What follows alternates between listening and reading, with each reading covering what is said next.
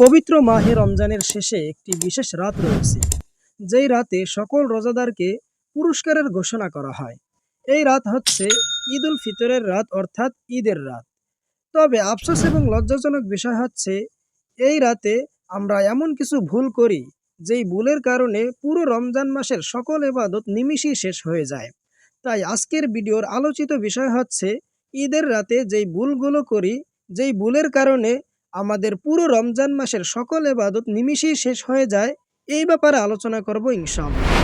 আল্লাহ তাআলা এই রমজান মাস আমাদেরকে দিয়েছেন, এই মাসে ইবাদত বন্দেগী করে তার প্রিয় বান্দা হওয়ার জন্য।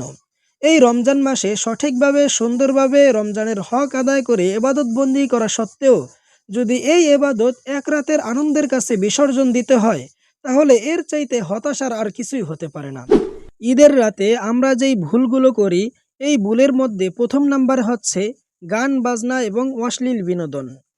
এই পুরো রমজান মাসে আমরা সাহারি খেয়েছি, ইফতার করেছি, সারাদিন রোজা রেখেছি এবং রাত্রিবেলা ক্লান্ত শরীর নিয়ে আমরা কিয়ামুল লাইল করেছি, অর্থাৎ তারাবি নামাজ পড়েছি। এই কষ্ট, এই পরিশ্রম, এই ত্যাগ শুধুমাত্র আল্লাহ তাআলার সন্তুষ্ট অর্জন করার জন্য, তার নৈকট্য হাসিল করার জন্য। কিন্তু এত কষ্ট, এত পরিশ্রম সব যদি একদিনের আনন্দের কাছে বিসর্জন দিতে হয়, তাহলে এদের চাইতে হতভাগা আর কেউই হতে পারে না।